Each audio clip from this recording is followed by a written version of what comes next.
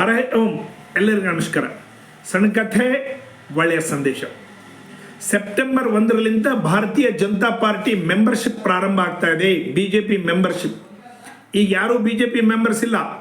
ನರೇಂದ್ರ ಮೋದಿ ಕೂಡ BJP ಸದಸ್ಯರಲ್ಲ, ಎಲ್ಲ ರದ್ದು ಮಾಡಿಟ್ಟಿದ್ದಾರೆ. ಫಸ್ಟಿಗೆ ಅವರು ಮೊದಲನೇ ಮೆಂಬರ್ಶಿಪ್ ತಗೊಳ್ತಾರೆ, ನಂತರ ಉಳ್ಕಿಯವರೆಲ್ಲ ಮೆಂಬರ್ಶಿಪ್ ತಗೊಳ್ತಾರೆ. ನಾನು ಎಲ್ಲರಲ್ಲಿ ಕೈ ಜೋಡಿಸಿ ಮನವಿ ಮಾಡಿ ಪ್ರಾರ್ಥನೆ ಮಾಡೋದೇನಪ್ಪ ಅಂತಂದ್ರೆ, BJP ಮೆಂಬರ್ಶಿಪ್ ತಗೊಳ್ರಿ. 18 ವರ್ಷದ ಮೇಲ್ಪಟ್ಟಿದ್ದವ್ರು ಎಲ್ಲರೂ BJP ಮೆಂಬರ್ಶಿಪ್ ತಗೊಳ್ರಿ. ಎದಕ್ಕೆ ತಗೊಳ್ಬೇಕು? ಕೆಲವು ಮಂದಿಗೆ ಪಸಂದ್ ಬರಲಿಕ್ಕಿಲ್ಲ, ಪರವಾಗಿಲ್ಲ, ಅವ್ರನ್ನ ಬಿಟ್ಬಿಡೋಣ.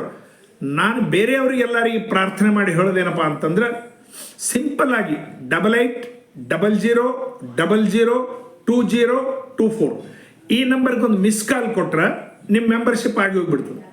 8800002024 ಈ ನಂಬರ್ನ ಎಲ್ಲರೂ ಜ್ಞಾಪಕ ಇಟ್ಕೊಳ್ರಿ, ಬರ್ಕೊಳ್ರಿ. ಯಾಕೆ BJP ಮೆಂಬರ್ಶಿಪ್ ತಗೊಳ್ಬೇಕು? ದೇಶದ ಪರಿಸ್ಥಿತಿ ನೋಡ್ರಿ ನೀವು. ಮೊನ್ನೆ ಬಾಂಗ್ಲಾದೇಶದಲ್ಲಿ ಅಷ್ಟು ಗದ್ದಲಿ ಆಯಿತು, ಇಲ್ಲಿ ಸಹಿತ ಆ ರೀತಿ ಗದ್ದಲಿ ಆಗಬೇಕು ಅಂಥೇಳಿ ಬಹಳ ಜನರು ಸ್ಟೇಟ್ಮೆಂಟ್ಗಳು ಸಹಿತ ಕೊಟ್ಟರು, ನೀವೆಲ್ಲ ನೋಡಿದ್ರಿ. ಪಶ್ಚಿಮ ಬಂಗಾಳದಲ್ಲಿ ಗದ್ದಲಿ ಆಗ್ತಾ ಇದೆ. ಆ ಡಾಕ್ಟರ್ ಹತ್ಯೆ, ರೇಪ್ ಆಗಿ ಇದು ಮಾಡಿದ್ರೆ ಆ ಮಮತಾ ಬೆನರ್ಜಿ ಅವರಿಗೆ ಸಪೋರ್ಟ್ ಮಾಡ್ತಾ ಇದ್ದಾಳ, ಆ ಡಾಕ್ಟ್ರಿಗೆ ಸಪೋರ್ಟ್ ಮಾಡ್ತಾ ಇಲ್ಲ.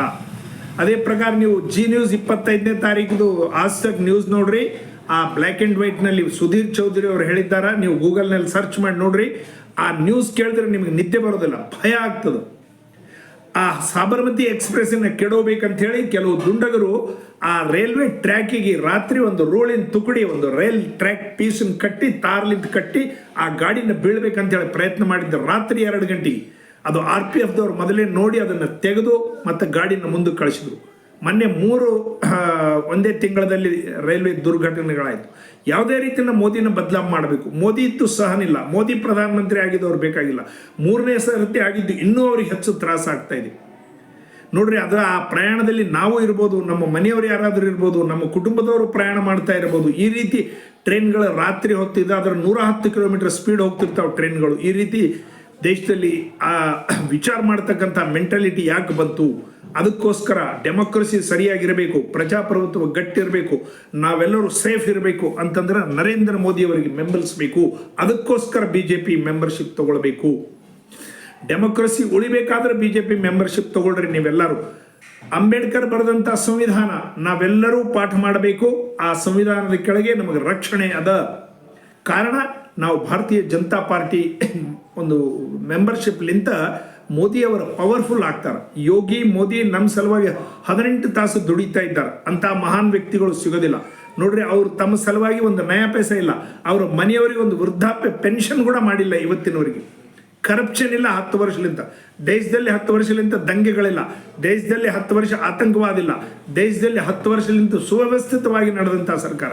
ನಿರ್ಮಲಾ ಸೀತಾರಾಮನ್ ತಗೋರಿ, ಗಡ್ಕರಿ ತಗೋರಿ, ಮೋದಿ ತಗೋರಿ, ಯೋಗಿ ತಗೋರಿ, ಯಾರು ತಗೊಂಡ್ರು ಕೂಡ ಪ್ರಾಮಾಣಿಕವಾಗಿ ಕೆಲಸ ಮಾಡ್ತಾ ಇದ್ದಾರೆ. ಅಂಥ ಒಂದು ಅಲ್ಲಿ ಸ್ಟೇಟ್ ಗೌರ್ಮೆಂಟ್ ಮೇಲೆ ಸ್ವಲ್ಪ ಹೆಚ್ಚು ಕಮ್ಮಿ ಆಗಿರಬಹುದು. ನಾವು ಅದಕ್ಕೇನು 100% ಅದಕ್ಕೆ ನಂಬರ್ ಕೊಡೋದಿಲ್ಲ. ಸರಿ, ಅಲ್ಲಿ ಲೋಪದೋಷಗಳು ಇರಬಹುದು, ಇಲ್ಲ ಅಂತ ಕೂಡ ನಾನು ನಂಬೋದಿಲ್ಲ. ಅದರ ನ್ಯಾಷನಲ್ ಪಾರ್ಟಿ ಏನದ, ಮೋದಿಯವರ ಪಾರ್ಟಿ, ಆ ಒಂದು ಬ್ಯಾಚ್ ಏನದ ಬಹಳ ವ್ಯವಸ್ಥಿತವಾಗಿ ಕೆಲಸ ಮಾಡ್ತಾ ಇದೆ. ಕಾರಣ ನಾವೆಲ್ಲರೂ BJP ಮೆಂಬರ್ಶಿಪ್ ತಗೊಳ್ಬೇಕು. ಕೇವಲ 70-80 ವರ್ಷದ ತಲುವಾಗಿ ಹಿಂದೆ ನೀವು ಆಲೋಚನೆ ಮಾಡಿ ನೋಡ್ರಿ.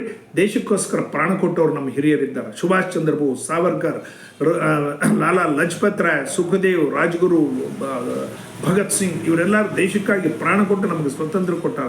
ಆ ಸ್ವತಂತ್ರ ಉಳಿಬೇಕು, ಆ ಡೆಮೋಕ್ರಸಿ ಉಳಿಬೇಕಂದ್ರೆ ಸನಾತನ ಧರ್ಮನ್ನೇ ನಾಶ ಮಾಡ್ತೀವಿ ಅಂತೇಳಿ ಒಬ್ಬತ್ತ ಹೇಳ್ತಾನೆ. ಒಬ್ಬ ಹಿಂದೂಗಳು ಆತಂಕವಾದಿಗಳು ಅಂತೇಳಿ ಪಾರ್ಲಿಮೆಂಟ್ನಲ್ಲಿ ಹೇಳ್ತಾರೆ.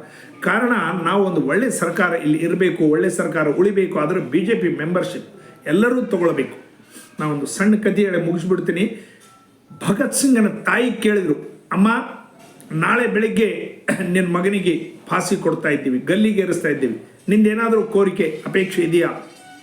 ಆ ತಾಯಿ ಕಣ್ಣಲ್ಲಿ ನೀರು ಬಂತು. ಅವ್ರು ಪೊಲೀಸರು ಕೇಳ್ತಾರ, ಅಮ್ಮ ನಿನ್ನ ಮಗನಿಗೆ ನಾಳೆ ಗಲ್ಲಿಗೆ ಏರಿಸ್ತಾ ಇದ್ದೀವಿ, ಫಾಸಿ ಕೊಡ್ತಾ ಇದ್ದೀವಿ, ಅದಕ್ಕೋಸ್ಕರ ನೀ ಅಳ್ತಾ ಇದ್ಯಾ?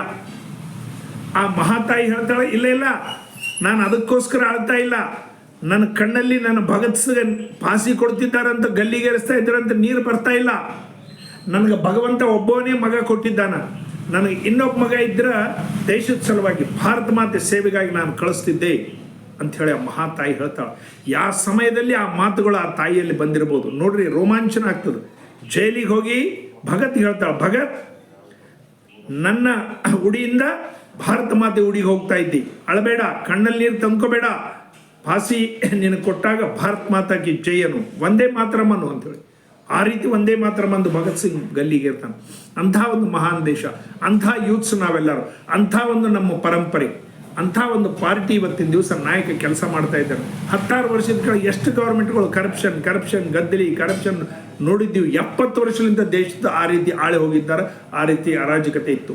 ಒಳ್ಳೆ ಸರ್ಕಾರ ನಡೆದ ಎಲ್ಲರಿಗೂ ಸಂತೋಷ ಆಗ್ತಕ್ಕಂಥ, ಜಗತ್ತಿಗೆ ಮಾರ್ಗದರ್ಶನ ಮಾಡ್ತಕ್ಕಂಥ ವ್ಯಕ್ತಿ ನರೇಂದ್ರ ಮೋದಿ ಇವತ್ತಿನ ದಿವಸ ಬಂದಿದ್ದಾನೆ. ಯುಕ್ರೇನ್ ಮತ್ತು ಸೋವಿಯತ್ ರಷ್ಯಾ ಯುದ್ಧ ಆದ್ರೆ ಇತಗೆ ಕೈ ಜೋಡಿಸಿ ನೀವು ದೊಡ್ಡ ಮನುಷ್ಯ ಆಗಿ ಅದನ್ನು ಶಾಂತಿ ಮಾಡ್ರಿ ಅಂತ ಹೇಳ್ತಾರೆ.